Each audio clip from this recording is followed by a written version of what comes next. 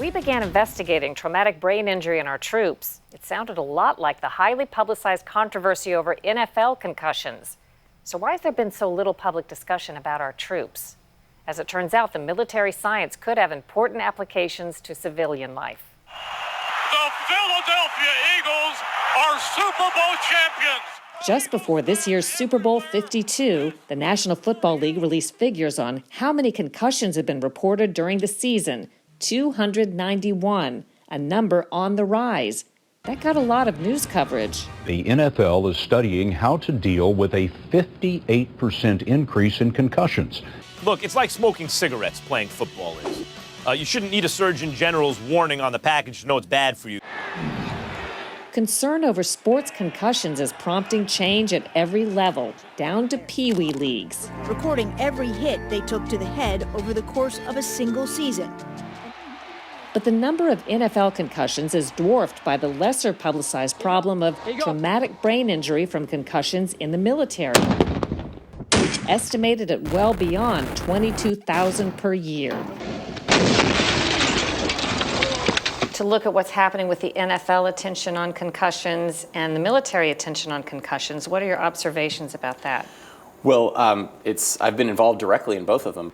Dr. David Brody is a lead researcher of traumatic brain injury in the military.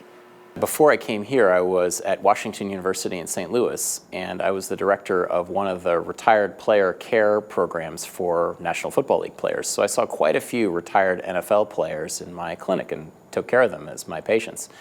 And there are a lot of similarities between the retired players and the military service members, but there's also some substantial differences. Sports concussions occur in basically a friendly environment. No one's shooting at you. The guy next to you didn't get blown up and lose both legs. The guy on the other side of you didn't get killed. So the combination of injury and the stress of war is completely different. And worse. And worse.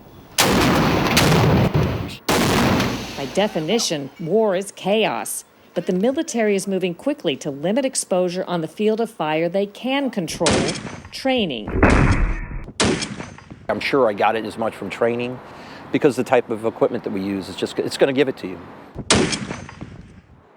Dave Hall is a former Navy SEAL who continued to serve even after he almost lost his leg in a 2004 explosion in Iraq. He also believes he suffers from traumatic brain injury.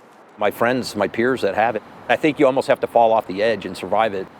Otherwise, it's so insidious. It's like being gassed in your sleep. You don't really know that that's what it is that's encroaching on your life.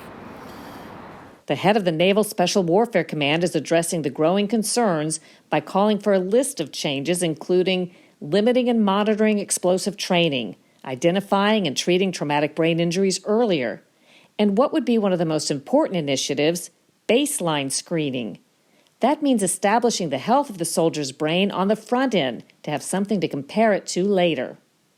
I just think monitoring it is one thing, getting a baseline of people that are coming in and seeing, okay, where was the place where they diverged. Paul says addressing the issue head-on is necessary to keep the U.S. military strong. Ultimately, I think the force is going to hit a point where the word gets out there to these young men. There's so many young men that are super fit that want to be SEALs because we're like legend in popular culture right now. But when that shifts to like, hey, it's a really bad career path, you're probably going to come in, your brain's not going to be right, and if you start acting a little bit squirrely, the leadership is probably going to throw you out with a characterization that you probably can't even get a job washing cars in a parking lot. The science and solutions are a work in progress, but something that could ultimately help civilians too. Why does this matter to you?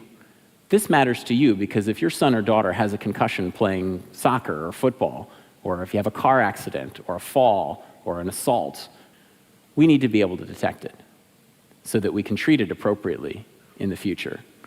Just as in all of history, war has led to advances in trauma care, we hope that this technology that we're learning about from visualizing the invisible wounds of war in Iraq and Afghanistan will translate to improved concussion care for every one of you and your families.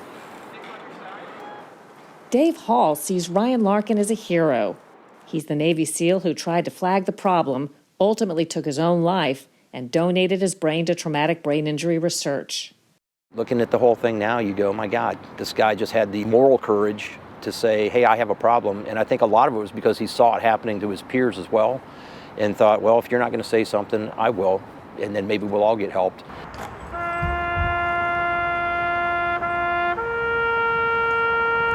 Brian served his country honorably, was a brave young man. It almost strikes me as if he was killed in action. He was. He just didn't die right away.